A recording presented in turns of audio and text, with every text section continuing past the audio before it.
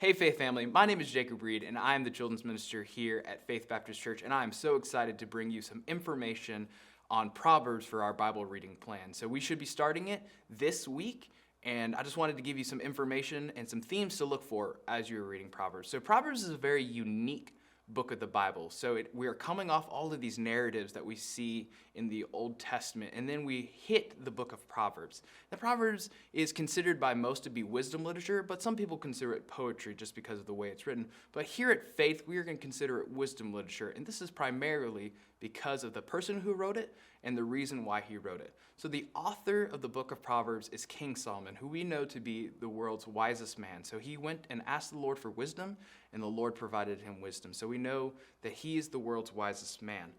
Also, there are two other authors to note in the book of Proverbs as you're reading. In chapter 30, King Agur wrote it, and then in chapter 31, King Lemuel wrote that book as well. So we're not really sure who these two kings are. We just know that they are kings, but the key person to remember is King Solomon. The book of Proverbs was written around 930 BC during the King of Solomon, with the majority of it being written then. But in the later half of the second part of the book, they are actually gathered by King Hezekiah's men during his reign. So there's about a 200 to 300 year gap between the first half being written and the second half being written.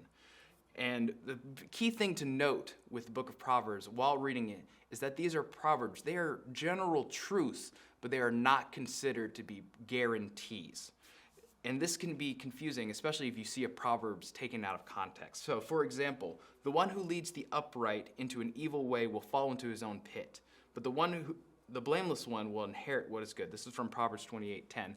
So this is not saying that every time there is somebody who leads upright into sin, that they are going to fall into their own traps. We know that in the future that will happen, but here on earth, we may not always see that. And sometimes, because of the world of the sin that we live, good people, sometimes bad things happen to them. And bad people, sometimes good things happen to them. So while Proverbs are generally true and they are good wisdom to have, they cannot be considered absolute truth. So make sure you keep that in mind while you're reading. There are two key themes that I would like you to see in the midst of it. First, there's a theme of growth of moral discretion and development of mental clarity.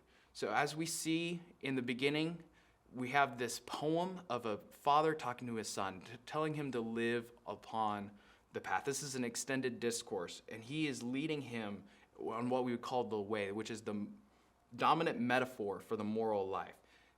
The author is portraying life as a journey where one grows in personal character. And then the second part is just little pops of wisdom in the form of Proverbs. But the second theme, and the most important theme, is that the fear of the Lord is the beginning of knowledge. This comes from Proverbs 2:5-6. God alone possesses the true wisdom that is necessary for life. Only God can provide the wisdom that we need to make it from day to day. This is a wisdom that is unique to Him. And the only way to obtain this wisdom is through a personal relationship with Him. So, back then, they were not 100% sure what this meant, but in our day and age, we know that this wisdom has a name, and His name is Jesus Christ. Jesus Christ is the embodiment of the wisdom that is found in Proverbs. So as we go and we have a personal relationship with Him, the Lord provides us and gives us the wisdom required to go make disciples of all nations and to live morally good rights, not for our own sake, but for the sake of Him. I hope you enjoy reading the book of Proverbs.